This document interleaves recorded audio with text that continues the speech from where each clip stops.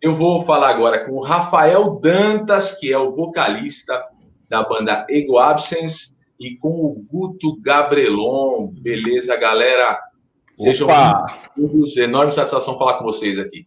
Boa noite. Um prazer, cara. A satisfação é toda nossa.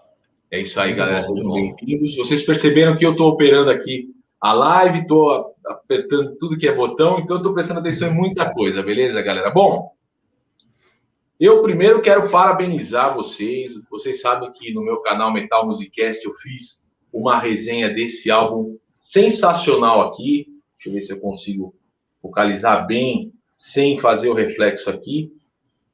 Primeiro álbum de vocês, Serpent Stone, eu sei que foi lançado já faz alguns meses, né? Foi lançado no ano passado, acho que já faz até um ano, mas é o álbum de estreia da banda. E eu gostaria que a gente começasse falando para o público aqui do canal do Diário de São Paulo, como vocês começaram o Ego Absence? Então, Ego Absence, ele surgiu de um momento de animosidade muito grande, né? Eu sou o fundador, e na época eu tinha saído da minha última banda, devido a diferenças musicais, pessoais e por aí vai. E aí eu acho que, de acordo com que isso vai acontecendo com o passar dos anos, uma hora chega que cansa, né? Porque, tipo, você tá sempre retomando tudo do zero inúmeras vezes. Isso realmente faz com que você não avance, né? Então, o que aconteceu? Nesse momento, eu já estava quase desistindo de fazer música. Eu ia seguir minha carreira musical dentro de casa, pela internet, com coisas assim, sem muito compromisso. E, inclusive, tinha alguns esboços do que seriam algumas músicas desse nosso CD, né?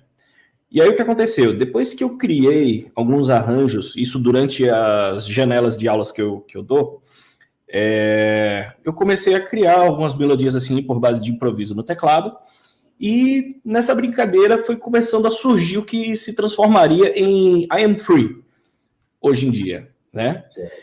E aí eu achei muito legal e quis dar continuidade, ainda assim desesperançoso em voltar na música com banda, fazendo show e tudo mais, e segui fazendo. E aí fui fazer uma espécie de uma pré-produção, ia ser apenas uma balada piano e voz para jogar na internet, só que ela foi tomando uma forma muito maior do que eu esperava. Tanto que é uma música muito querida pelo pessoal que segue a banda, pelo pessoal que começa a conhecer o álbum, vai ouvindo, normalmente menciona muito essa música, porque ela é de uma certa forma um pouco radiofônica, né? E aí, depois que eu concluí ela, eu pensei, eu não vou lançar isso aí no meu canal somente e ficar por isso, né? E aí eu tentei montar uma primeira formação nos primórdios ali, em torno de 2014, 2015. E aí fomos levando, começamos a gravamos a primeira versão. O Guto, infelizmente, ainda não estava na época, mas aí a gente conseguiu fechar o primeiro single, né? Fechando o primeiro single, cada um da banda, porque tinham mais 3 membros, a banda sempre foi um quarteto em si, o pessoal resolveu sair, cada um por seus motivos de trabalho, de propósito e tudo mais, e eu fiquei sozinho novamente, né? Depois do lançamento da I Am Free, que era um single lançado ali em 2015, né? Beleza. Tendo isso acontecido, eu comecei a chamar algumas pessoas assim nos meus contatos para pedir uma indicação de músicos, que eu queria, de fato, montar aquela banda de uma forma séria e que, de certa forma, ela funcionasse de um jeito que eu não precisasse mais ter que começar do zero tudo de novo, né? Eu meio que já estava meio que cansado dessa situação, porque realmente é complicado você tá numa banda em que tanto faz hoje você não tá nela e não tá, né? E isso é meio complicado. Às vezes, sem grandes motivos. Simplesmente a pessoa cismou naquele dia que não tá funcionando com fulaninho porque, sei lá. E acontece. Aí, uma das pessoas que eu entrei em contato foi o Renato Domingos, que é o guitarrista da banda Armada, que é uma grande banda daqui de São Paulo, muito boa, que é uma banda temática, né, que trabalha com temas baseados na história do Brasil, que é um diferencial deles. Cantado em português, né? Também. E aí eu falando com o Renato, eu perguntei a ele se ele não conhecia um guitarrista que fosse um bom guitarrista e ao mesmo tempo fosse um cara tranquilo de lidar, né? Porque eu já estava meio que traumatizado com guitarrista, né? Por alguma razão. E aí, tipo, eu pedi isso já meio que de cara assim, tipo, velho, o negócio é o seguinte, o cara tem que ser muito tranquilo e o cara tem que estar no propósito, curtir fazer música mesmo e ir pra cima. Aí ele me apresentou o Guto, passou o contato, tal, tudo mais, e eu comecei a conversar com o Guto. Com o passar do tempo, mostrei música para ele curtiu, eu mostrei algumas coisas de pré-produção para ele. Ele estava curtindo, estava achando interessante, e eu, olha, de repente pode ser um cara certo para a banda. Beleza. Fechamos a ideia de que ele ia ficar na banda e tudo mais. E aí, nesse meio tempo também, a gente tentou fechar uma banda, né? Chamei mais 2 amigos, né? Que na época era um de Bragança Paulista, outro era aqui de São Paulo, de outra banda que eu já tinha feito parte, que, tipo, tava sempre comigo em contato, trocando ideia, fazendo trabalho junto e tal. E aí a gente começou a fazer foto promocional e tudo mais. E certo dia o Guto perguntou se as músicas do disco, que já estava meio que pré-produzida, quase pronto já para gravar, do jeito que eu tinha feito lá, né? Aí ele chegou e me perguntou, Rafa, as guitarras, as bases da guitarra tal, tudo mais, vai ser daquele jeito mesmo que você criou lá, tal, tudo mais, ou eu posso colocar umas ideias? E aí, tipo, já deu aquela, né, tipo, nossa, velho, será que vai dar problema? Como é que vai ser, né? Aí eu, quer saber? Tá fazendo o que hoje? Porque era no dia de tirar as fotos promocionais, né? Aí ele, cara, tô fazendo nada, hoje eu tô livre. Eu, beleza, vai comigo para casa. Ele foi para minha casa, na época era na capital, hoje eu moro em Sorocaba. E aí a gente foi para casa, eu abri os projetos das músicas que eu tinha em pré-produção, entreguei uma guitarra velha que eu tinha lá para ele, eu, se vira. Mostra aí mostra o que você tem aí. Aí ele disse, ó, música tal. Aí ele chegava lá com as ideias que, assim, eu não sou guitarrista, né? Eu sou vocalista, toco teclado, faço os arranjos, toco bateria também. Então, guitarra, o universo guitarrístico, para mim, não é lá uma coisa tipo que eu tenho qualquer fluência, né? Eu conheço riffs, assim, mais básicos, tudo mais, e alguns eu conseguia criar, né? Conseguia executar. E aí eu ia gravando de qualquer jeito, a pré-produção normalmente sempre é uma coisinha meio porca, né? Então não foi um grande problema, mas deu para entender. Aí, os riffs que ele criava era um negócio absurdo ali, tipo, tudo em cima do que eu já tinha criado. Aí eu olhei assim, não, esse é o cara, velho. Ele é o cara que tava precisando, que eu tava procurando.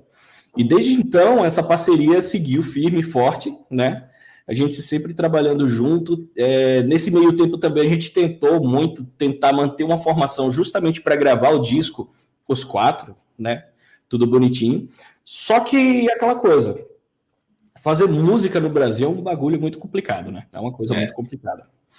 E aí o que acontece? A maioria dos bons músicos que temos aqui no Brasil, São Paulo em geral, são músicos, assim, profissionais, que era justamente o que a gente precisava, mas são músicos que trabalham justamente para pagar suas contas, ganhar dinheiro, e a maioria estão tudo em banda de cover, né?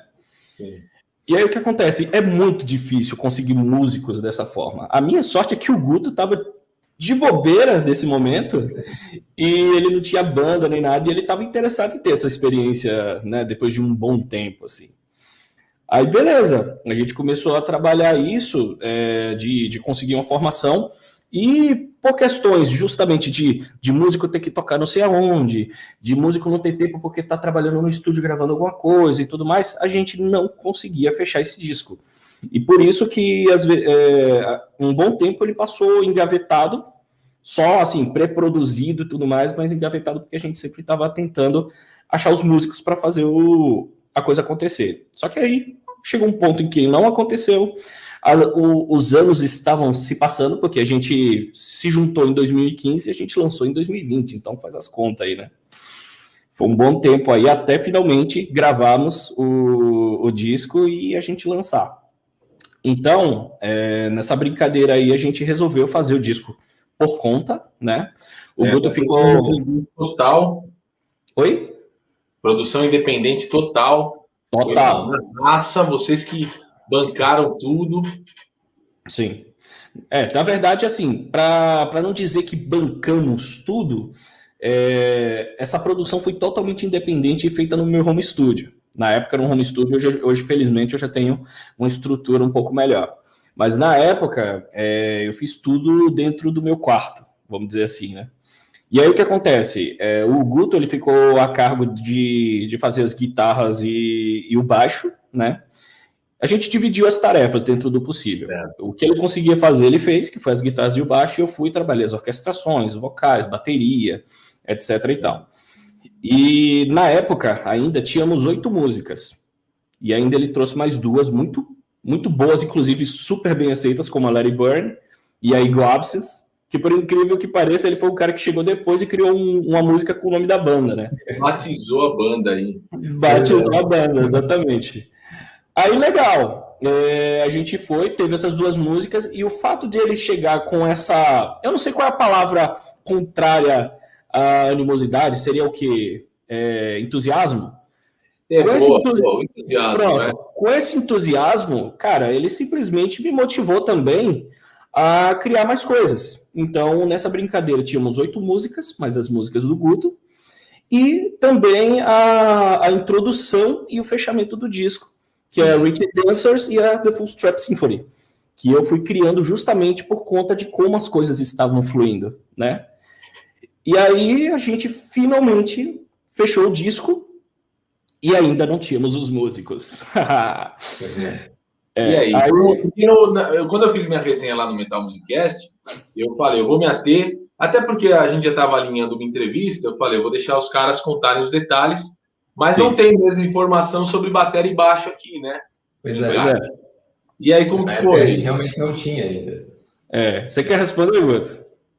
Então, só abrindo um parênteses pelo que você falou aí, Rafa, quando o Renato do Armada, ele falou comigo, cara, tem um amigo meu, Rafael Dantas, tá procurando um guitarrista e tal. Acabou dando muito certo, porque foi justamente numa época em que eu tinha tentado formar uma banda, então eu já tinha algum material, já tinha alguma coisa, e não tinha dado certo, não tinha funcionado, pela dificuldade de achar músicos e tal, né? E eu tinha já, então, eu estava nessa de, eu estava querendo formar um projeto bacana e tal. E foi justamente na época que deu certo do Rafa procurando um guitarrista. Então, foi uma junção assim, foi bacana. E aí, quando o Renato falou comigo, tal, que me passou o contato do Rafa, que a gente começou a comentar, foi justamente o que o Rafa falou. Aí o Rafa me mostrou todas as músicas, eu gostei pra caramba da proposta, porque era exatamente na linha da proposta que eu estava querendo fazer um projeto também. Eu falei, então ele já tem um projeto nessa, vamos juntar força, né? E aí quando ele falou que eu falei, as guitarras vão ser isso aí mesmo, tal, ou como é que é? Dá para dar uma mexida na coisa aí? Já deu direto ali para ver se você conseguia cavar uma vaga ali. Pois pôr com ele, né? Exato. Porque justamente eu já tinha ideias para o projeto, para esse outro projeto que não tinha acontecido meu e tal. E justamente depois veio riffs para várias músicas, né? E como ele falou, a Let It Burn.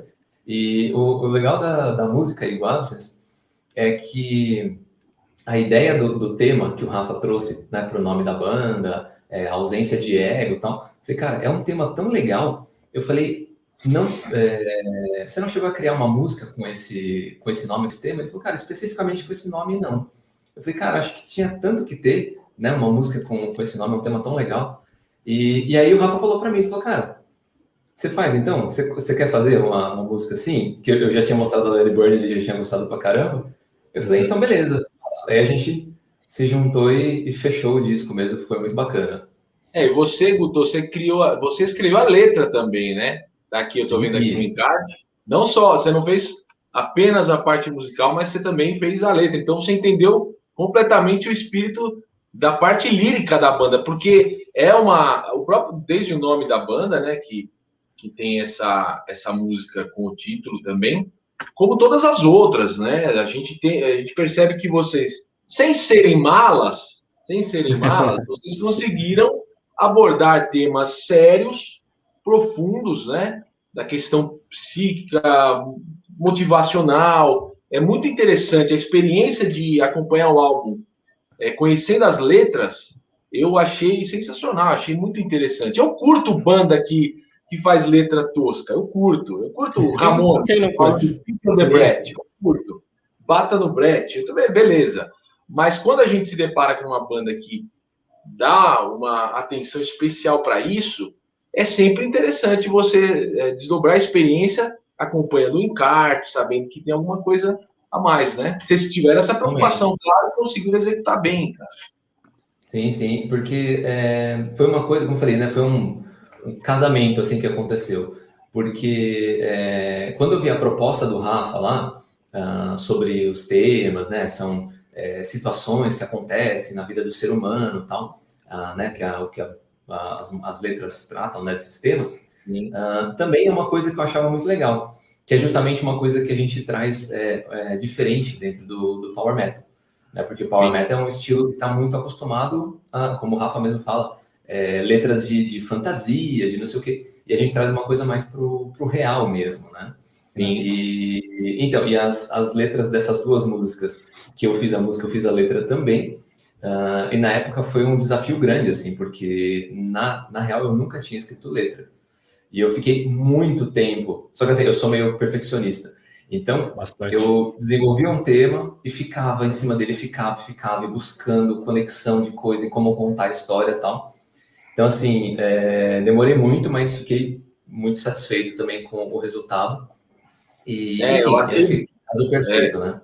Sim, e a letra da Let It Burn, vocês estavam comentando também, é uma letra que eu achei bem forte também. A gente pode... Forte no sentido, assim, tem uma mensagem de impacto para pessoa se motivar, né? Esse tipo de coisa, né? E foi você que fez também, né, Guto? Isso, exatamente. É uma letra total motivacional. E uma coisa que é interessante da Let It Burn, que é uma letra que trata de você não deixar por exemplo, também disso, né? De não deixar um projeto engavetado, de você acreditar naquilo, de você, né, ir para cima mesmo, fazer a coisa.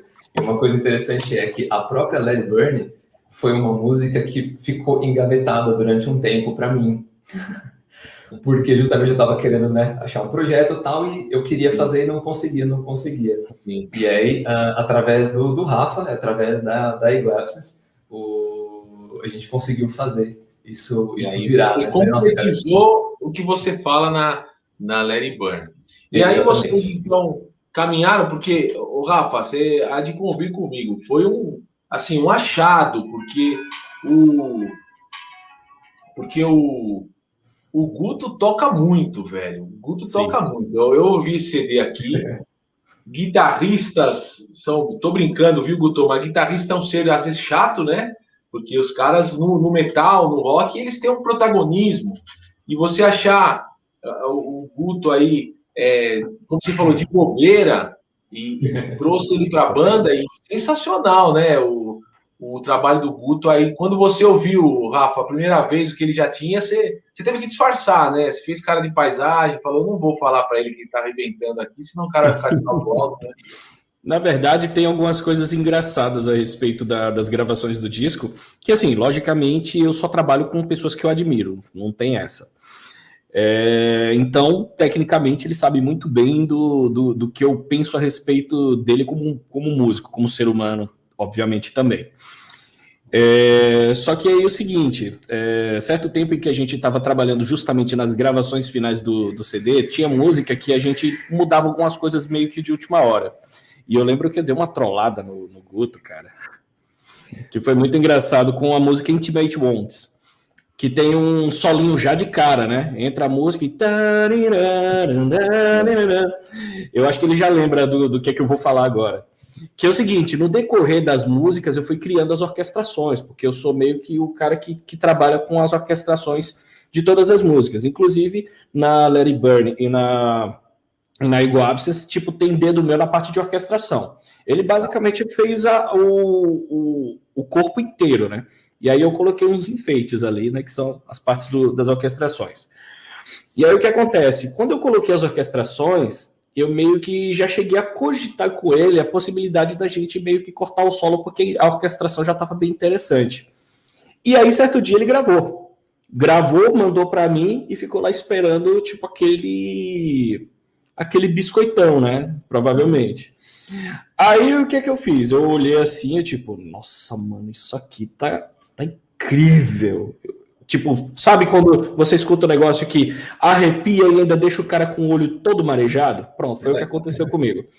Porque é o seguinte, o que difere o Guto, para mim, de todos os guitarristas com que eu já toquei, é que ele une realmente a técnica avançada, tal, tudo mais, mas ele tem muito sentimento no que ele faz. Isso aqui é muito legal. E não é todo guitarrista que faz isso, né? Você viu, Rafa, desculpa te cortar, mas lá na resenha no Metal Musicast eu percebi, falei de uma maneira rápida, porque eu tentei fazer um vídeo dentro de 10, 12 minutos, Sim. Não queria ficar discorrendo muito, mas queria só destacar o que era o elemento principal, e a melodia da guitarra na Intimate Wounds foi o que eu destaquei lá, é verdade, é dramática, assim, né? É um heavy metal, um power metal, né? A gente já discute a questão dos rótulos, mas tem uma melodia sensacional lá do Guto.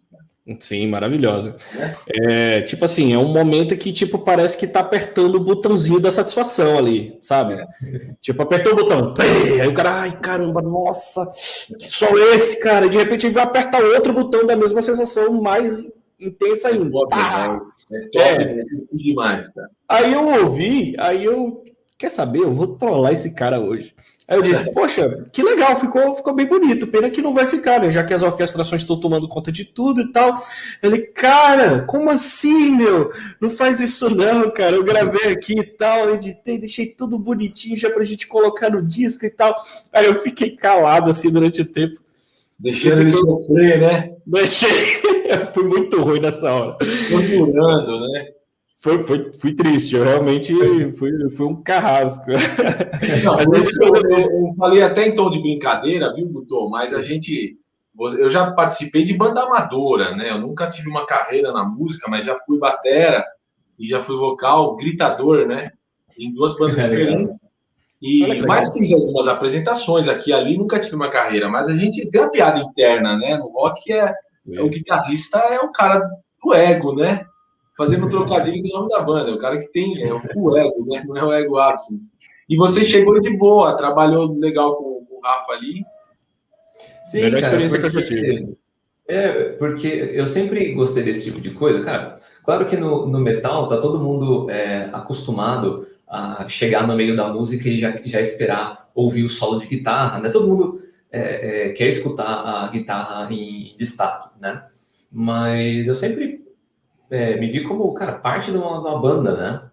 Então eu acho que qualquer músico, seja na guitarra, na bateria, se a pessoa ela tenta aparecer mais do que o outro instrumento, é complicado, né? Porque você precisa fazer a coisa, literalmente ser uma banda, entrar em conjunto, né? E olha, Guto, desculpa te cortar de novo, você falou exatamente o que eu percebi nas composições da banda de vocês. Você é um guitarra bom, excelente, vamos falar, não vou ficar aqui. Você tem técnica, tudo, mas como o Rafa falou, você joga pra banda, cara. Não é aquela coisa, liga os holofotes para mim que eu vou fazer um shredding aqui e sou eu. Ficar rodando ali igual o Slash. Não, os seus solos, eles trazem algo mais pra canção, pra música, né? Ele incorpora no espírito da música. Dá pra perceber isso. Não é assim, precisa pôr 12 solos lá. Vou ter que compor 12 solos, que tem 12 faixas no CD. Não, dá para perceber que você está integrado com a ideia que está sendo expressada na arte ali, né? Sim, até porque isso reflete muito o lance que eu falei, né? Ficou muito certinho na formação da banda. Porque o nome até, ele remete a isso também. Então, a ideia de ausência de ego é uma coisa que a gente comentou muito quando eu entrei na banda, a gente comecei a conversar com o Rafa, que era aquela ideia de uma das ideias principais do nome é que o que mais importa pra gente é a música ser boa, né? Então, a gente faz tudo pensando na música, no resultado final da música. Então, não importa se um tá aparecendo mais, o outro tá aparecendo menos, todo mundo vai ter algum momento de destaque, sempre vai ter uma hora que alguém vai ficar um pouco mais para trás, um pouco mais para frente, mas justamente não ter essa disputa de ego, né? E é comum no mundo músicos, artístico em geral, né? O mundo artístico em geral, no rock tem a história. Eu vi muita banda nacional afundar por causa disso. Eu curto som desde o começo, fim dos anos 80, começo dos 90, e os caras vendo o Axl Rose e achando que dava para ser um Axl Rose aqui no Brasil, mas não dá. Lá o Axl Rose está movimentando milhões de dólares, os caras passam um pano para tudo que o cara fizer, né? Aí o cara tentava ser meio que Axl Rose aqui no Brasil, sem gerar um tostão para empresário, para grandes corporações, e a banda afundava.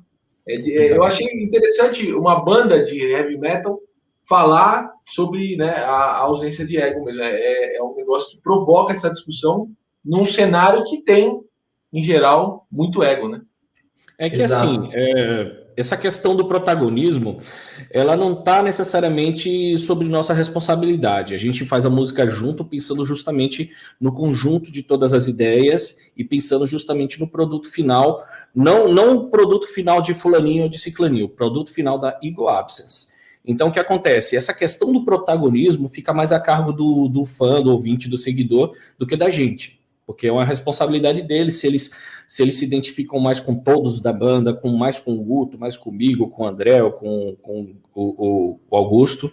Então, o que acontece? Tipo, fica mais a par dele, porque a gente tem uma responsabilidade muito, muito grande, justamente por conta do nome. Esse nome é um tanto perigoso, mas eu quis optar por isso, não porque eu sou uma pessoa 100% livre de alguma egolatria, mas que isso vai fazer com que Rafa, pera, igual absence, né? Igual absence. Então, o que acontece? Meio que nos dá esse lembrete, a gente sempre para pensar, antes de dizer, não, que eu quero que essa parte seja minha, que eu quero fazer não sei o quê, eu quero ter a liderança X, que eu quero ter a liderança Y, que quero fazer não sei o quê. Isso não acontece com a gente. A gente pensa junto, decide junto e tipo, a gente tem um comportamento... eu acho que nem vai dar para dizer familiar, porque família briga pra caramba, né? Mas enfim, a gente, embora sejamos 4, mas somos uma unidade. E eu acho que, embora pareça um tanto romântico falar isso, né? Mas é o que acontece com a gente. A gente já está aí com 5 anos de estrada, 2 como quarteto fixo, com uma formação maravilhosa, que eu não tenho vergonha de ostentar isso, que é uma alegria, que é uma coisa rara de se conseguir, uma banda na qual você consiga se entender 100% com todos os membros e todo mundo funciona com a mesma fluidez. E é isso. Sim. Então, o protagonismo fica por responsabilidade do fã, de quem está ouvindo e tudo mais. É ele que decide o que ele pensa a respeito da gente. E não eu que tenho mais protagonismo que o Guto que tem mais do que eu, que o André, que o Augusto. Isso não funciona com a gente não pensa desse jeito. Sim, e a primeira faixa aqui, depois da introdução, né, a faixa que leva o título do álbum, Serpent Stung, também tem uma letra muito boa. Essa letra foi você, né, Rafael, que fez, você que escreveu. Uhum. E também é muito interessante, fala da maledicência, né, da falsidade. Você começou a entrevista, começou a nossa troca de ideias, falando das bandas anteriores. Você já tem uma certa experiência no cenário, né, Sim. Rafael? Sim. E você teve experiências desagradáveis com outras bandas? Sim. Digamos que se formos pegar a ideia da Serpent Stung como se fosse algo baseado nessas experiências, não é, né? Inclusive com o tempo e justamente com o pensamento de esvaziar dentro do possível a egolatria dentro de mim, fez com que eu entendesse que, tipo... nem tudo que eu queria colocar como participação dentro dessas bandas era o propósito deles, né? Então, meio que não encaixaria naquilo ali, porque eles queriam fazer uma parada X e eu tinha uma ideia Y que queria encaixar no X, né? Em alguns casos. Outros casos realmente não foram lá, tipo, meu Deus, que ótimas experiências, mas eu penso no seguinte, antes eu poderia ficar um tanto magoado por conta dessas questões, por conta de ter que começar do zero incontáveis vezes, mas no final das contas foi, digamos que um preparatório, né? Um vestibulão para o que seria Igual Absence depois, né? Então, no final das contas, a única coisa que resta é a ausência de mágoa, nesse caso, e a experiência que adquiriu. Isso, no final das contas, me enriqueceu, porque eu aprendi coisas com essas bandas que me enriqueceram culturalmente, na parte de negócios. Eu simplesmente aderi a tudo que eles sabem fazer bem e também aprendi coisas que eu não devo fazer, né? Sim. E aí essa questão da... Desculpa, a gente fala, fazendo live, às vezes tem um certo delay, eu te interrompo, mas vai lá, vai lá. Não, mas é isso, tipo, eu aprendi muitas coisas boas e aprendi coisas que eu não devo fazer no meu trabalho, na minha banda, com os caras que estão aí comigo nessa luta. Eu gostaria de falar aqui, Rafael, que a produção desse disco é muito boa, cara, e você falou que você fez, hoje a gente sabe que a tecnologia permite muitos recursos no computador e tal. Uhum. Você fez no seu home studio essa produção desse álbum aqui. Exatamente.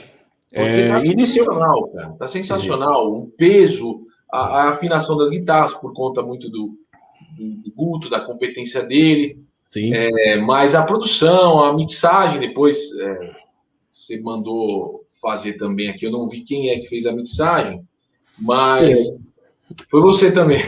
Uhum. Você não tem ego mesmo, velho, porque você fez as orquestrações, compôs a maioria, e tá sensacional. Eu quero deixar registrado aqui que eu curti demais. Como que vocês conseguiram essa produção gorda, bem equilibrada? Tem a parte melódica, tem a parte mais agressiva, tem distorção, tem suavidade na música Colibri, né? Uhum. E aí, Rafael, quanto tempo vocês levaram para produzir esse excelente disco aqui, cara? Então, me aconteceu meio que sei lá, digamos que um brainstorm musical em um determinado momento da vida ali, entre 2014 até uns 2017, mais ou menos, que eu comecei a criar músicas, justamente pensando no futuro da Igual Absence, porque a gente tinha que ter um disco e tal, seguir como qualquer outra banda que se propõe a ser séria, né? Então, o que acontece? Eu conseguia fazer a pré-produção, criar os arranjos, fazer as demos e tudo mais, mas vamos supor que se eu fosse lançar as músicas quando eu já tinha as músicas, e eu mesmo fosse produzir, porque realmente produzir um álbum ele é um tanto caro, né? E eu, digamos que eu não tinha, naquele momento, a condição de fazer isso. Então, como diria os mais velhos, né? A necessidade faz o homem, né? Então, o que acontece? Eu precisei realmente imergir mesmo no quesito de produção musical, não só na forma de como fazer as músicas, né? Mas também na forma de como mixar os sons e tudo mais, para que ficasse realmente um trabalho competitivo com o mercado mundial. E, felizmente, com o tempo, na verdade, vamos dizer que a gente teve o tempo certo para lançar o disco, porque... foi esse tempo assim de experimentos e tudo mais que a gente fez para poder conseguir chegar no som que esse álbum tem, né? Eu não vou dizer que o álbum ele tem um som perfeito, porque só esse ano que a gente teve de lançamento eu já melhorei alguma coisa da parte técnica de produção, de mixagem, né? Isso aí eu acho que nunca vai acabar, sempre vai ter uma melhora aqui, outra ali, aprendendo cada vez mais. Mas eu acredito que ele é honesto. Ele é honesto. Ele tem um som muito legal, ele tem peso, ele tem a pressão sonora e tal. E eu tenho um orgulho de ter feito isso, sabe? Porque eu sei que diante da dificuldade, ao invés de ficar lamentando pelos limões que a vida deu, eu fiz uma bela de uma caipirosca, né?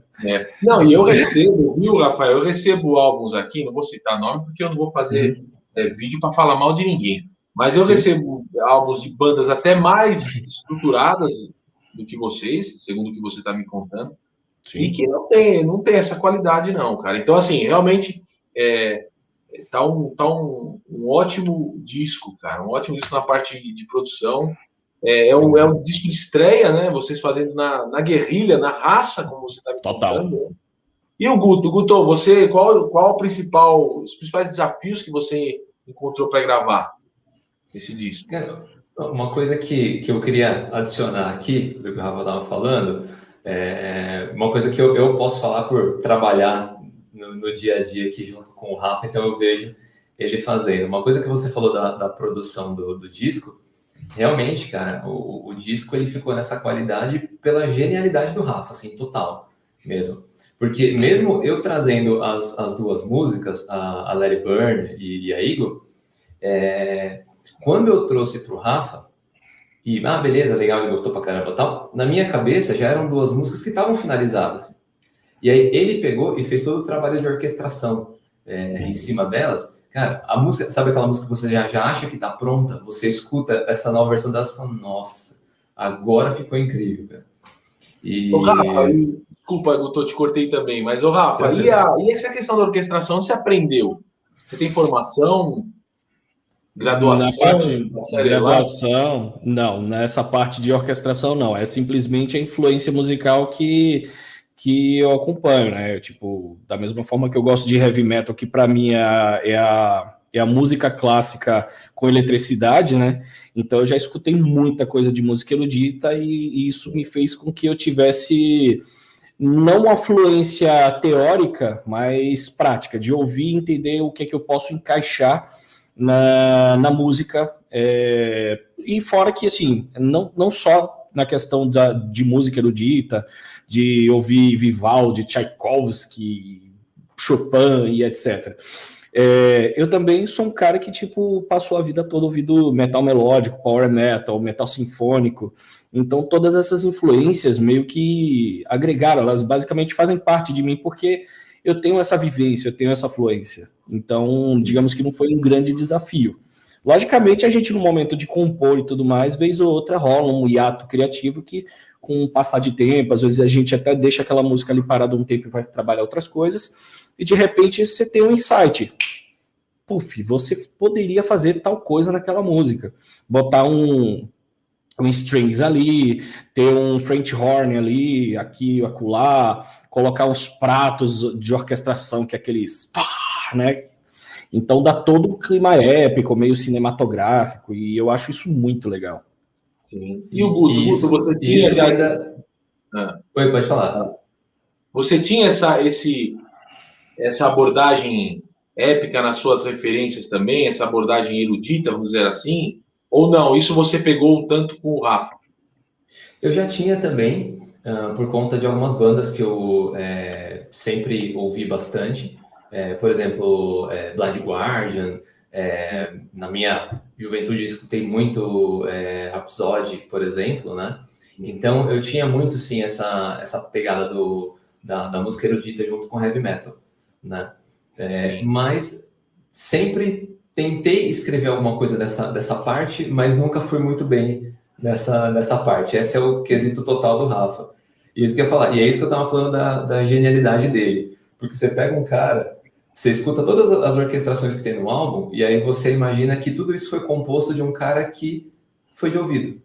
Sim. Entendeu? É isso que o Rafa Eu percebi fez. Assim, eu sei que hoje em dia tem bandas, principalmente europeias, eu falo isso também na minha resenha, que carregam bastante naquele erudito barroco, né? Mais parecendo Bach, parecendo mais Beethoven e tal. Claro que Beethoven está em várias categorias, né? Mas a parte da orquestração de vocês me pareceu mais trilha sonora de filme, sabe? Trilha sonora mais, não tanto um concerto barroco, mas um background, assim, um cenário de trilha sonora.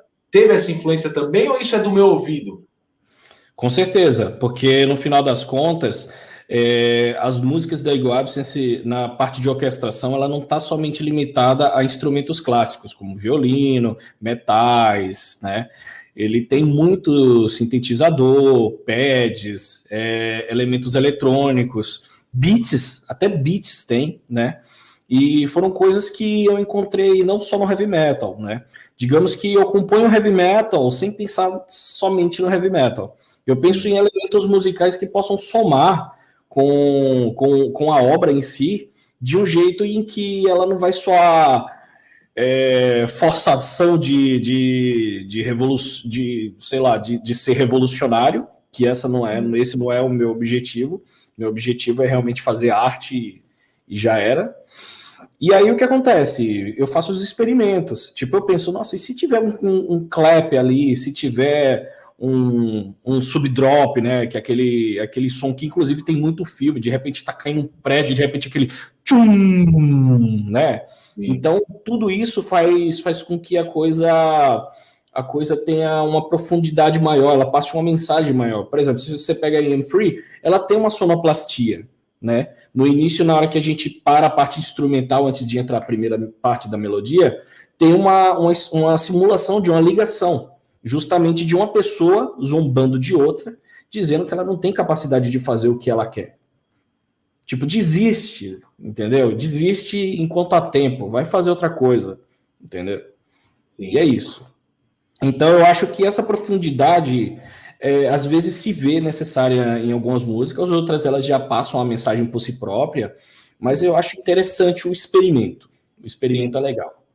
É a ambiência, né, que cria na música, né? Sim. Cria um ambiente completamente diferente, né? Sim. Até porque a música, ela pode só entreter, só divertir, e o heavy metal é bom quando só faz isso, já é suficiente. Uhum. Mas quando ela provoca reações, hoje tem estudos muito sérios, né, do que a música provoca na mente, e essas sonoplastias, essa riqueza que vocês trazem aqui, ela consegue colocar o ouvinte na experiência. Eu, pelo menos, vocês falaram da Let It Burn.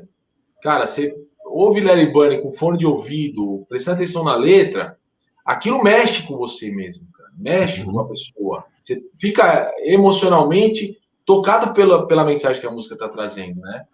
A Dead Inside, a mesma coisa. A primeira música, a Serpent Stung, o título do álbum.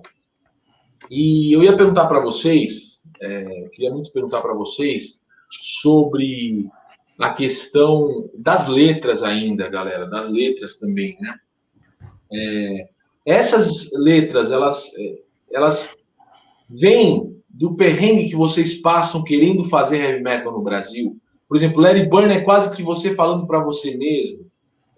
E outras, a Serpent Stung, praticamente você alertando você mesmo dos perigos que a convivência humana, a relação humana tem com a falsidade, com a maledicência. Isso, assim, vocês não quiseram ser pregadores de ideias, né? Vocês quiseram meio que dialogar consigo mesmos nessas letras? Muitas vezes sim. Muitas vezes sim, algumas não também. Mas é bem essa questão, que assim, cada letra ela traz um tema importante, e é como você falou também, quando a pessoa está escutando a música e prestando atenção nas letras do álbum, realmente ela percebe que tem um tema ali a ser desenvolvido. Então, é justamente essa ideia de trazer esse assunto, né, daquele tema, trazer à tona para fazer a pessoa refletir sobre aquele assunto. Tem vários temas nas letras sobre, por exemplo, sobre motivação e tal, mas também tem coisa do tipo, olha, toma cuidado sobre esse tipo de coisa e tal, né? E tem a ver com coisas que a gente já passou na vida também, mas sobre também reflexões que você traz no dia a dia, né? Também é aquele negócio, né? Tem a experiência que você aprende passando e tem a experiência que você aprende assistindo o outro que passou, né? Que vale a pena você aprender mais, né? Até uma coisa importante, né? Você aprender com a experiência que o outro passou e não cometer aquele mesmo erro que você viu, né? É porque a gente vê assim, vocês são professores, né? O Guto eu sei que é professor de guitarra, o Rafa também é professor, né? Sim. Sim. Vocês têm a grande capacidade na possibilidade musical de vocês. Vocês não ficam tentados a ir para outro estilo, ir tocar, ir ser sideman de sertanejo, tocar para. E não estou fazendo nenhum preconceito com nenhum estilo de música. É só uma pergunta neutra mesmo, sem juízo de valor, mas abandonar o heavy metal ou deixar o heavy metal só como um bom hobby e como se fosse um futebol de terça-feira e levar a carreira musical em outro estilo que renda mais dinheiro?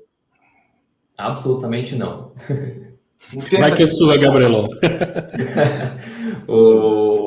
Eu sempre acredito o seguinte, eu acho que o tanto de esforço que a gente coloca em alguma coisa é condizente com o resultado que a gente colhe, né? Seja agora ou seja lá na frente, né, que a gente vai colher esse resultado.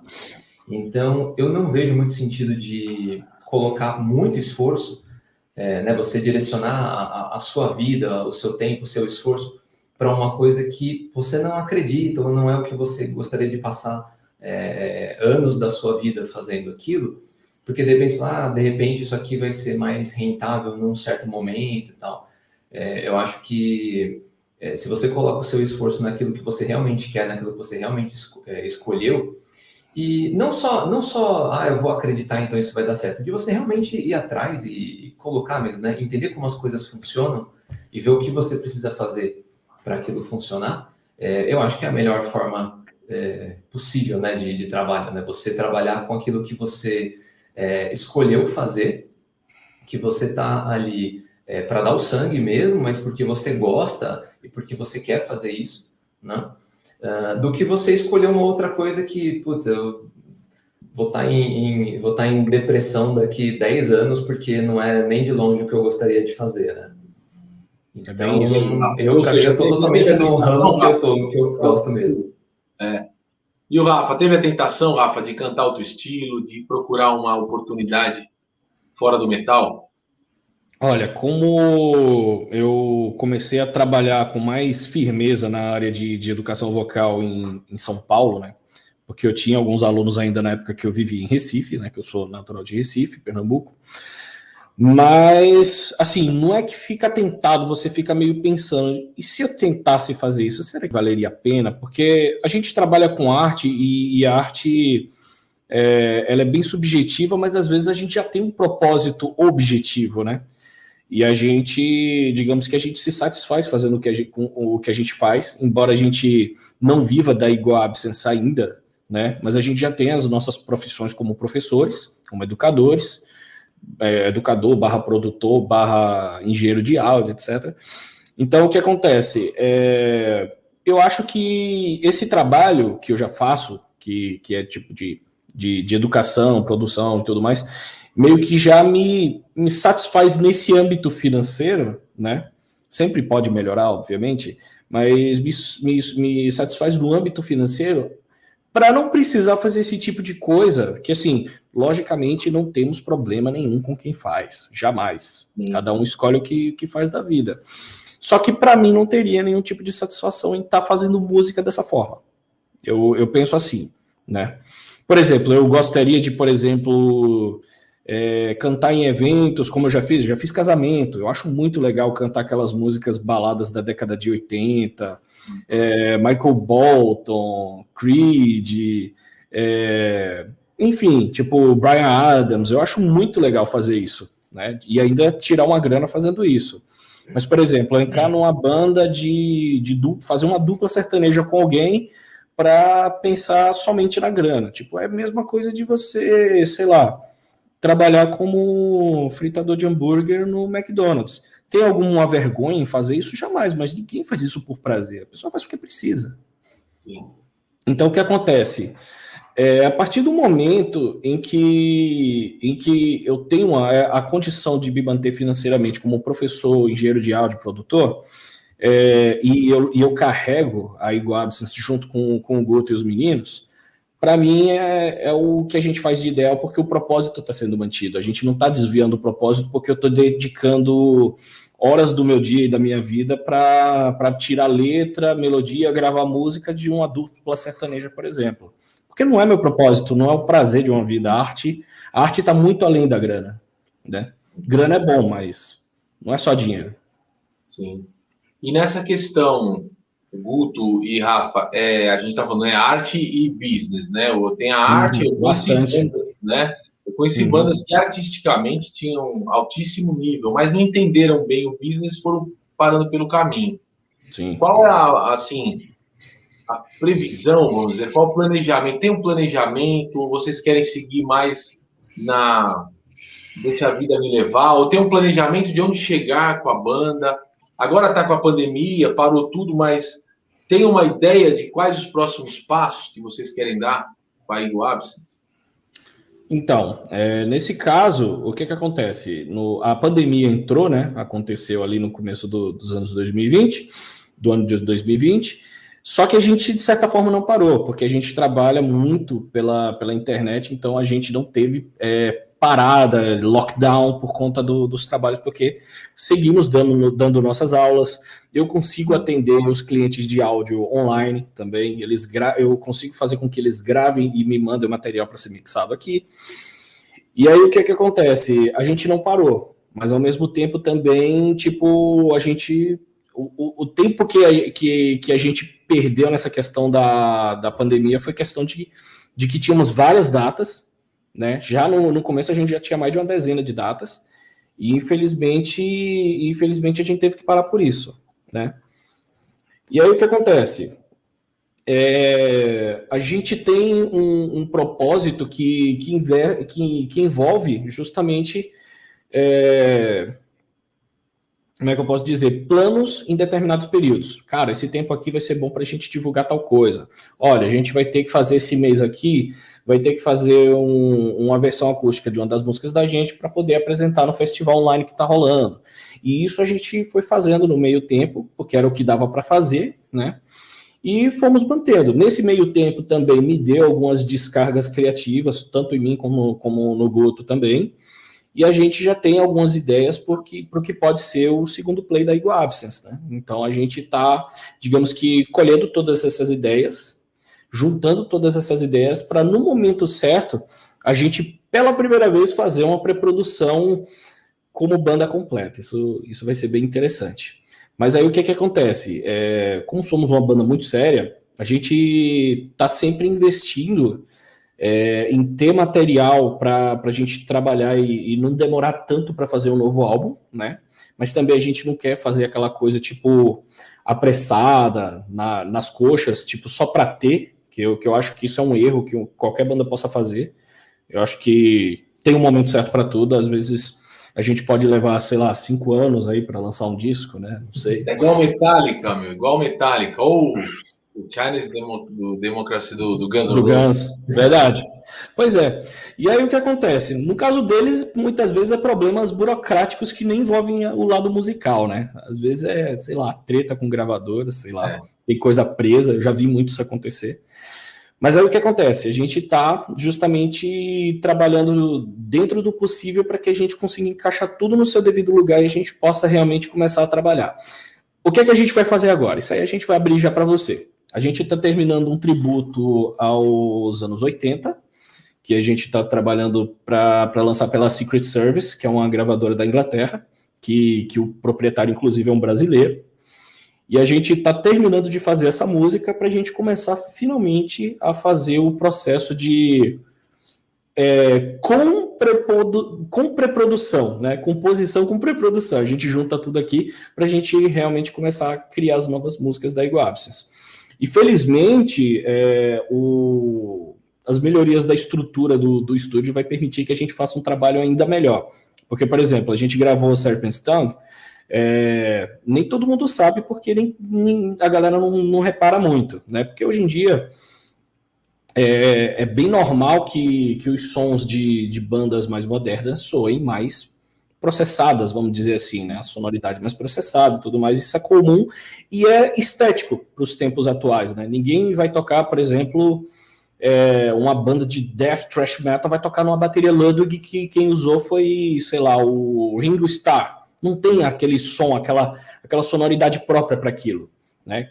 Tipo, da mesma forma que a gente sabe que existem vozes apropriadas para determinados estilos ou técnicas que um vocalista pode utilizar, a mesma coisa em instrumento. Tipo, não dá para tocar uma banda de death metal com uma Telecaster, né? Sim. Então, o que acontece? Nesses recursos aí, a gente usou o que foi possível para que a gente pudesse fazer esse álbum em 2 pessoas, né?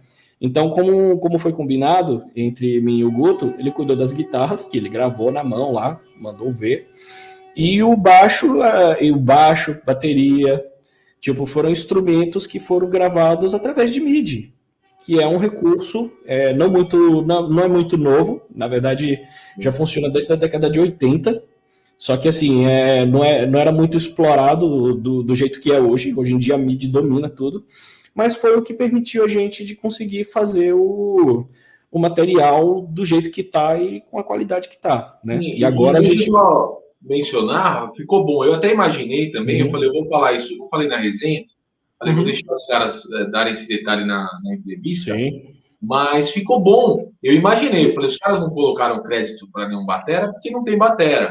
Né? Exatamente.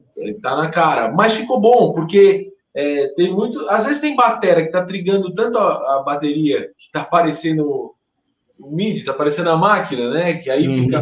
Eu gosto de bandas, eu gosto de Ministry, eu gosto de Fear Factory, eu gosto de sonoridade digitalizada, como eu chamo, sim, né? Sim. Mas existe aquela expectativa. Quando eu entrevistei o Andy Darius aqui, eu falei com ele sobre isso também nesse novo álbum do Halloween. E ele comentou um pouco sobre isso. Porque as bandas de power metal, na minha visão, estavam ficando muito digitalizadas. Você falou, né? Mais processadas, muito. O power metal, na minha visão, ele tem que ter como que eu vou chamar aqui? Um certo calor no som que fica mais interessante. Só que ele deu um dado objetivo, né? Ele falou, custa 6 vezes mais para gravar analógico, né? Eles foram gravar com a batera que foi do Ingo. Eles conseguiram, né? Algum fã tinha essa batera e cedeu para eles. E ele falou, fica melhor, é verdade, né? A sonoridade do bumbo fica mais cheio, tudo fica mais quente, né? Mas ele falou, custa 6 vezes mais, né? Hoje é mais fácil. Então ele falou, por isso que as bandas europeias, as bandas, né, de power metal em geral, usam mais o digitalizado. Mas o resultado de vocês, Rafael, eu acho que ficou muito bom. Eu imaginei que era eletrônico, assim, que era um recurso que você tinha lançado mão exatamente pela limitação. O encarte não menciona nada, não tem nada, mas ficou bom, ficou orgânico dentro dessa possibilidade. Sim. É porque, na verdade, o digital ele avançou tanto a ponto de que tem plugins, por exemplo, que são os recursos. Exatamente, que eles simulam muito bem, que eles pegaram justamente os melhores instrumentos e gravaram samples daqueles equipamentos para que a gente pudesse fazer isso, trazendo justamente o calor do analógico e tudo mais para o trabalho de uma forma mais digitalizada. Então vai chegar um tempo, já existe esse tempo, digamos assim, que você não sabe dizer se uma guitarra que está tocando foi microfonada do ampli ou se foi o Amplitube, por exemplo. Foi espetado direto. E você vê, e os caras podem mentir para nós, né? Claro que pode. A gente fala, o cara fala que é analógico, você acredita, você não estava lá, né, para ver. Eu gravei num mesa bug com a caixa de 4 amplificadores, cada um com um microfone. Você fica vendido no lance, o cara falou, tá bom, então mas de fato o que importa é que consegue-se um resultado que é muito próximo hoje, sim, quase que idêntico ao instrumento, né? Ao analógico, a instrumentos antigos, né? Agora, deixa eu falar com vocês só eu falei da minha resenha lá, né? A gente até trocou ideia dessa entrevista, e às vezes eu falei, eu acho que eu não vou ser palmatória do mundo, não vou criticar outros canais, nada disso, mas eu fiz o meu canal lá no YouTube, o Metal Musicast, para falar do que eu gosto. Eu não quero muito falar. Claro que eu sou um grande fã do Motorhead, Metallica, do Igor Absent, sou um fã de todas essas bandas. Se um dia vocês lançarem um CD ruim, eu vou falar, não gostei do CD dos caras, mas não vou tirar um vídeo de meia hora para ficar esculhambando. Porque a gente está conversando aqui, vocês dão a vida para fazer isso, e aí chega um comentarista, que para mim, eu sou um comentarista e eu acho que está na base da cadeia alimentar, é o último, na minha visão, e quer ser mais que o artista, quer ser mais importante que o artista. Eu não acho justo isso. Então eu não vou fazer isso. Aí eu falei para vocês, eu falei, eu fiz uma resenha, tomei um cuidado, não para agradar quem está sendo resenhado, não é para isso, mas para respeitar. Vocês acham que eu dei uma viajada quando eu falei que o Guto tem as influências de Metallica, até de Pantera, ou de bandas que são influenciadas por essas bandas? Você tem essas influências, Guto? Na verdade, o que acontece? Eu tenho esse tipo de coisa mais indireto, né? Por exemplo, isso é uma coisa que às vezes, justamente por ser no meio do metal, às vezes eu falo para ela, eu não sou fã de Metallica. Aí o pessoal, como assim? Como não? Não sei o quê. Pô, é Metallica e tal, né? Mas não foi o que eu comecei ouvindo muito, né? Então, mas, por exemplo, eu tenho muita influência do Dream Theater, e o Dream Theater tem muita influência do Metallica. Sim. Uma pequena parte, né, do que eles fazem, tem músicas que você escuta muito a guitarra do Metallica, né? A Pull Me Under, por exemplo, do Dream Theater é Metallica. Eles gravaram o Master of Puppets inteiro, eu acho, não me engano. Exato. Eles idolatram o And Just For All, né? Sim, exatamente.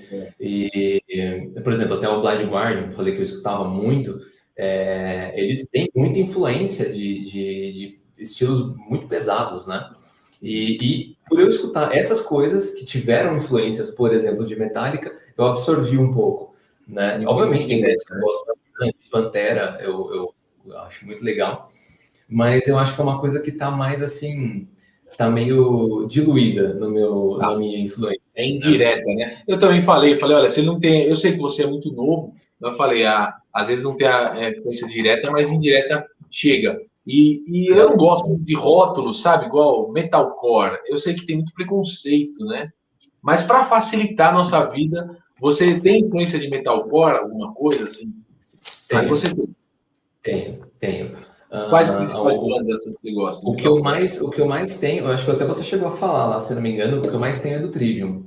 Trivium, eu falei do Trivium. Que é uma banda que eu vejo muito Metallica no Trivium também, né? Eu ouço muito Metallica ali.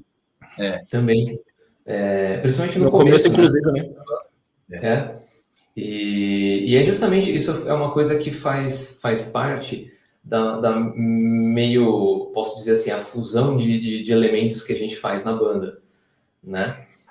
Que é uma coisa que é até um pouco difícil explicar, porque não foi uma coisa muito tão intencionada, foi uma coisa mais natural pra gente. Porque como a gente tem influências de estilos diferentes, a gente mixa e tudo isso vira a pegada de cada músico, né? A gente traz influências de fora mesmo. E uma coisa que a gente não tem, assim, é medo de experimentar alguma coisa.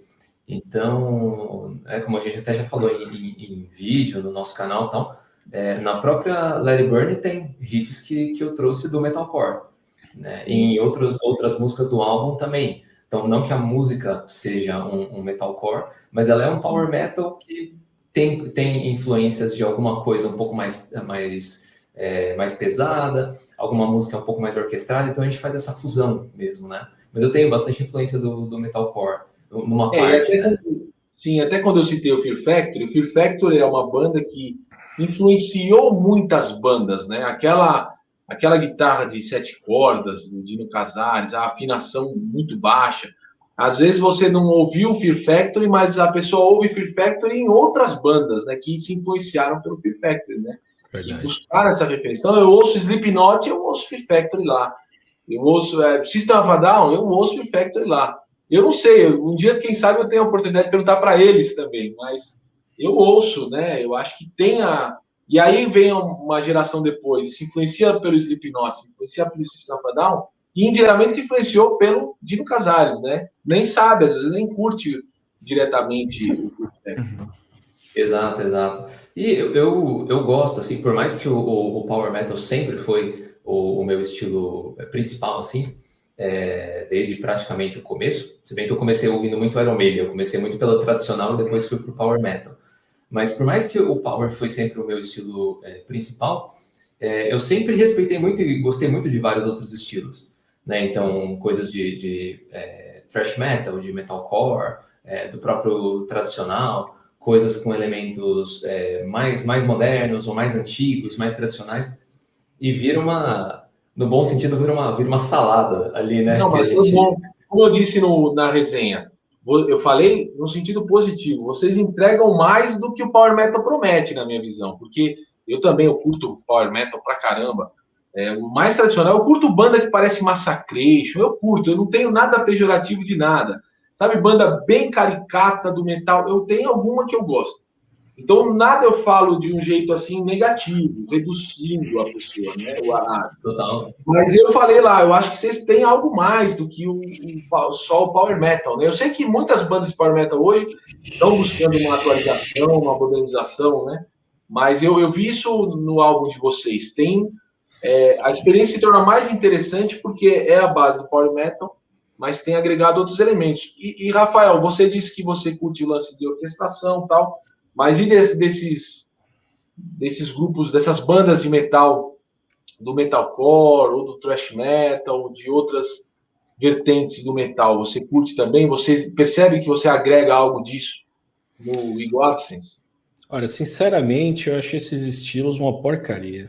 Mentira, brincadeira. Na verdade, eu já tá desligando, já ia dar um stop.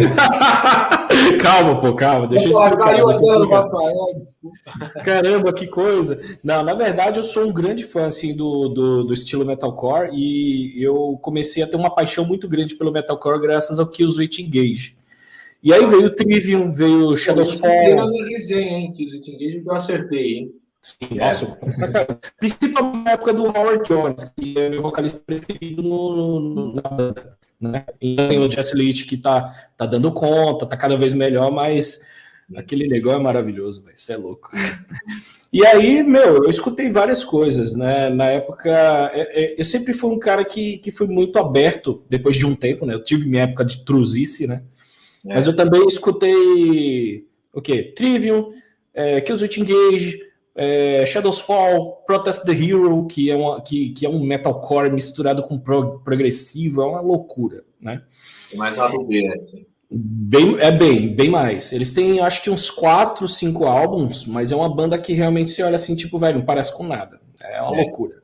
Mas é muito boa e... Uma banda que eu gosto muito é o Disturbed, que eu gosto muito. Tá? Disturbed. Não, Disturbed é excelente.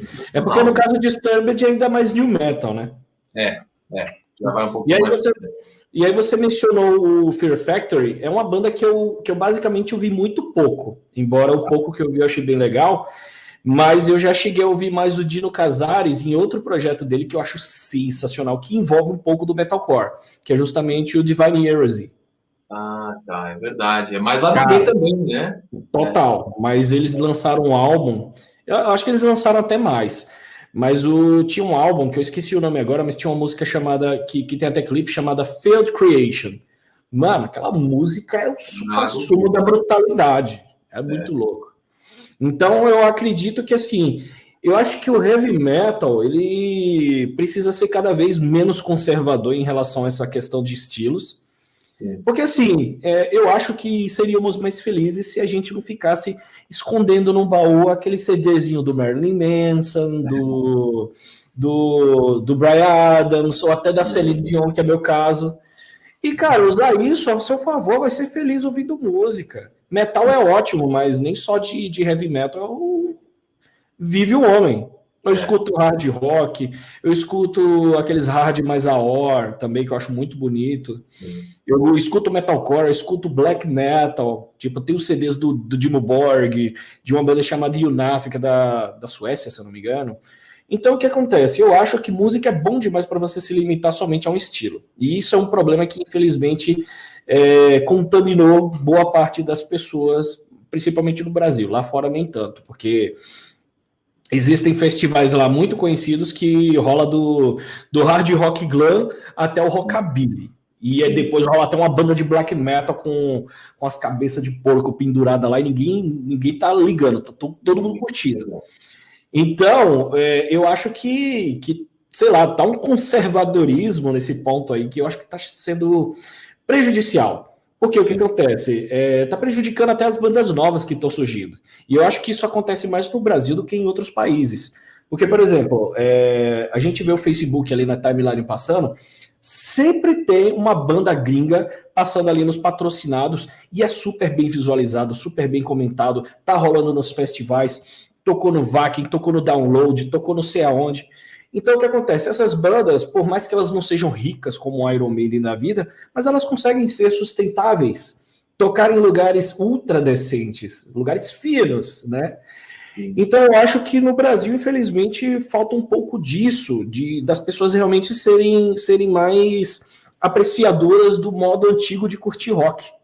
Porque tudo está limitado a um celular e um fone de ouvido de 5 conto do metrô. Você não ter medo de escutar coisas novas, né? De conhecer estilos novos e coisas novas, né? Sim. E a gente vê, durante uma época aqui em São Paulo, rolava muita, não vou dizer treta assim, de pancadaria de porrada, mas muito preconceito da galera de um som mais extremo, com o pessoal mais do metal melódico.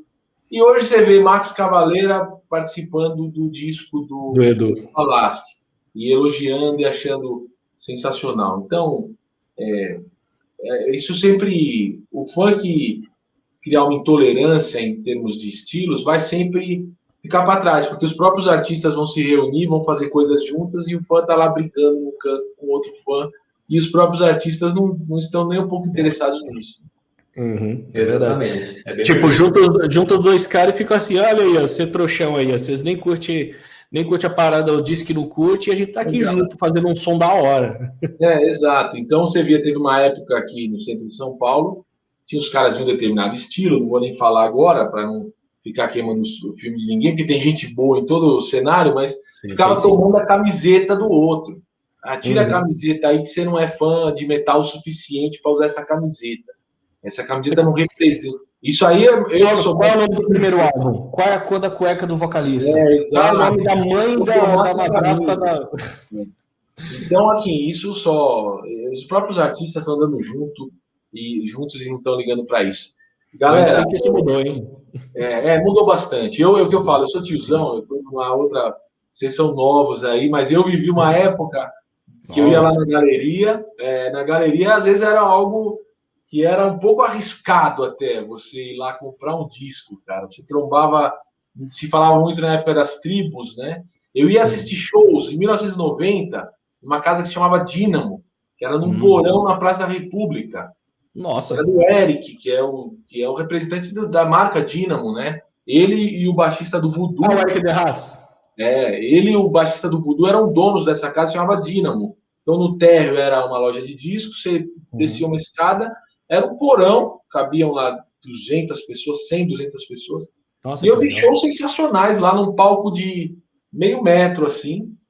Eu vi Dorsal Atlântica, acho que foi lá que eu vi Viper com o André Matos, era um porão, um tijolo aparente, assim.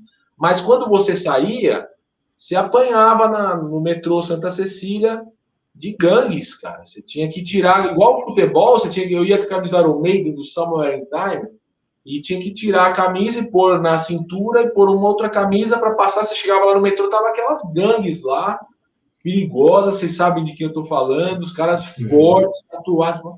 E você, se tivesse camisa da Iron Maiden, você apanhava, cara. Você tomava um couro de 10, 20 pessoas, podia ser fatal para sua vida. E só porque você está com uma camisa diferente, cara. Isso daí, graças a Deus, não temos mais, né? Sim, ainda bem. Eu acho que é muito papel do artista mesmo promover, dar né, exemplo, né? Exatamente, dar o exemplo, né? Fazer fusão de estilos mesmo, né? E os fãs verem, né, os artistas de estilos diferentes se relacionando ali e tal, fazendo coisas juntos. É muito saudável isso. Acho que o artista tem que fazer isso mesmo. Porque você vê assim, o James Hetfield tinha uma Explorer com adesivo Funk Bon Jovi. Aí depois ele contrata o produtor do Bon Jovi para gravar o Black Album. Então, assim, não tem nada a ver provocar aquilo se depois você quer a sonoridade que aquele cara consegue no álbum. É uma performance, né? Mas que às vezes pode ser arriscada, né? Galera, tô tomando tempo de vocês aqui. A gente está nessa conversa de mesa de bar aqui.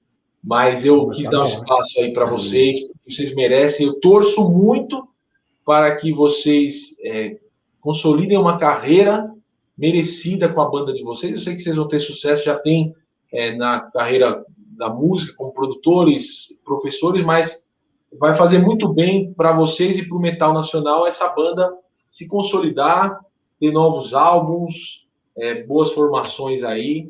E eu deixo aqui espaço para vocês deixarem uma mensagem final para os fãs. Essa live vai ficar, como já falei para vocês, vai ficar no canal aqui Diário de São Paulo. Depois a gente publica também lá e a gente divulga e vai dar certo. Muita gente vai conhecer ainda mais o Eagle Absence. Mas faça aberto aqui para vocês, galera. Fica à vontade, Guto. Eu? Vai. Bom, eu quero só agradecer aqui para você, Emerson, valeu, obrigadão, todo mundo que está aí assistindo, obrigado pelo espaço, e convidar a galera para conhecer as redes sociais da Eagle Absence. A gente tem o nosso canal no YouTube, a gente está no Instagram e a página no Facebook também.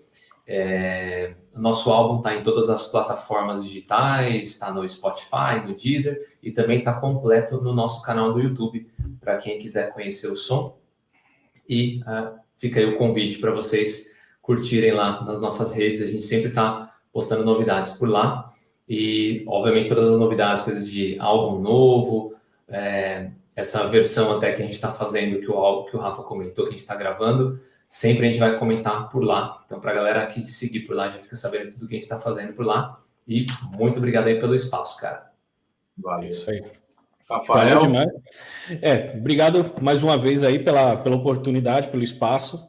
Na verdade, eu acredito que esse espaço está sendo fundamental para as bandas que estão começando aí, que estão na luta para poder alcançar mais pessoas, para mostrar por que vieram de fato. E infelizmente nem sempre é fácil conseguir esse tipo de acesso, né? Então a gratidão é eterna, a gente está totalmente à disposição, né? Porque precisar, só chamar a gente. E é isso, sigam as nossas redes sociais, confiram o nosso álbum que está à disposição em todas as plataformas digitais, YouTube, né? E, por favor, dê o seu feedback também, que vai ser muito importante. É isso aí. Um abraço aí a todo mundo que está assistindo, um abraço a todo mundo que está assistindo depois dessa live, e tamo junto, é isso aí. Isso aí, legal. E eu tenho que mencionar aqui o podcast Rock and Rollers, que tem um contato com eles também, que também ajudaram a divulgar essa live.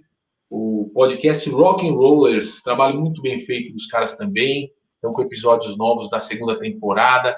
Vale a pena, procurem nas plataformas digitais, Instagram, procurem no Spotify, Rock and Rollers Podcast. E o tio do Guto mandou aqui, vocês viram que eu estava vendo o WhatsApp, às vezes, para divulgar lá. Ele tentou ligar aqui, vocês viram a ligação? Era o tio do Guto. Sim. O Pedrão lá da Soul Watch, que foi quem me apresentou esse CD aqui. Sempre dando a força. Um beijão para você, viu, Guto? Valeu, ele sempre dando a força aí, fazendo esquema. Ele faz uma parceria muito bacana aí que a gente faz com ele. Ele falou, leva que você vai gostar. E ele me conhece, se ele não soubesse que eu ia gostar, ele não ia fazer isso. E realmente eu curti pra caramba. Então fica um abraço pro Pedrão também, lá da loja Soul Watch, na Galeria do Rock, que é um grande divulgador aqui do Eagle Absence. Rafael Dantas, Guto Gabelon, muito obrigado, valeu. Conversaria com vocês um bom tempo. Vamos encerrar mais em atenção ao tempo de vocês também, agradecendo o público que aguardou aqui, ficou nos acompanhando. Comentário aqui, ó, Kleber Lopes mandou abraço. Leonardo Pereira. Valnio Borba, Valnião, lenda do hard rock, do hard farofa. Opa! Quem mais? Leonardo Pereira Cardoso, obrigado. O Eric Uric, o Eric Uric, o primeiro cara que me gravou, Kill Em All do Metallica. Antes, eu já estou terminando. O Guto, você não gosta nada do Metallica, Guto? Curto. Eu só não tenho a influência direta deles, mas eu gosto bastante de bastante coisa. Eu vou fazer uma pergunta que eu tenho feito para todo mundo. Guto e Rafa, qual o disco preferido do Metallica? Injustice for All, com certeza. Por quê? Olha, eu acho que boa escolha. Eu acho que eu vou na Justice também, O cara. disco prog do Metallica, né? Muito. Por que vocês preferem o Juice for All? Olha, embora tenha a problemática do volume do baixo, né? Mas é um álbum muito bem trabalhado e não dá para negar o quanto foi revolucionário aquele groove com um pedal duplo na música One, né? Aquilo ali foi maravilhoso. Quando eu vi pela primeira vez, eu olhei assim, tipo, caraca, velho, que isso? Verdade.